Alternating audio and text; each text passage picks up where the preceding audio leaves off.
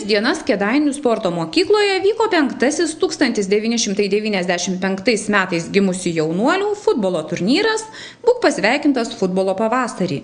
Futbolo klubo Nevėžis pereinamajai tauriai laimėti, kuriame varžėsi 8 komandos iš Vilniaus, Kauno, Panevėžio, Alytaus, Šiaulių, Jonavos bei Gargždų. Kita taurė jau 4 metai vyko, tai 2 kartus yra laimėję Kauno futbolininkai ir 2 kartus kėdainiečiai.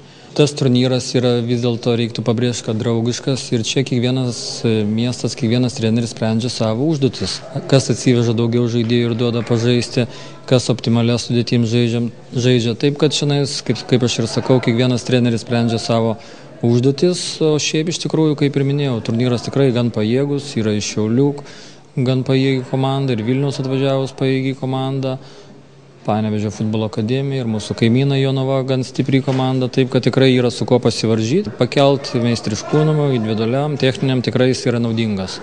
Po įnirtingų kovų pirmąją vietą ir futbolo klubo Nevėžis taurę iškovojo Jonavos kūno kultūros ir sporto centro Fajetono komanda, surinkusi 19 taškų kraitį. Antrąją vietą dėl geresnio įvarčių santykių užsitikrino 13 taškų surinkę Šiaulių futbolo akademijos vaikinai, kuriuos treniruoja kėdainietis Aurimas Mančas.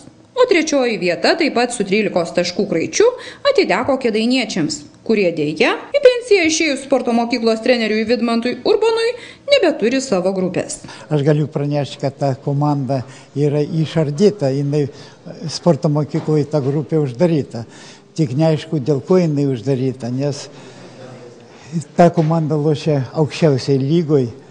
3 žaidėjai yra kandidatai į Respublikos rinktinę. Kažkodėl tai man išėjus iš darbo ta grupė buvo panaikinta, o kito trenerio nerasta, kad su jais dirbtų. Man tiesiog gaila jų, reiškia, vaikai išvaryti į gatvę. 3 Respublikos rinktinės nariai. Darius Hadira, Laurinas ir Arminas. Visą vasarą rinktinėje buvo Prancūzijoje, buvo Lenkijoje turnyruose su rinktinė. Dabar treniruojasi vieni prijungti prie Nevėžio, kiti prie Lifosos. Kėdainiuose 2 tų komandų, Lifosa ir Nevėžis, tikrai per daug. Ir man kaip buvusiam kėdainiečiui, reiškia, Nevėžio žaidėjai, labai gaila, kad visi susiskaldė nirtos komandos. Daugiausiai įvarčių net 16 priešininkams įmušė kėdainietis Justas Sipavičius. O Šiauliuose besitreniruojantis Laurinas Kilčiauskas šįsyk dar žaidė už Kėdainių komandą. Tai pradėjau lankyti jau labai senai, 1 klasėje. Neblogai šiaip sekas, neblogas turnyras. O kaip komandą vertini? Ar visgi daug yra jaunų žaidėjų, ar patirties trūksta? Ką žinau, visi maždaug vienmečiai yra. Neblogai čia. O dabar pats kur treniruojasi, už ką žaidė? Už Kėdainių komandą.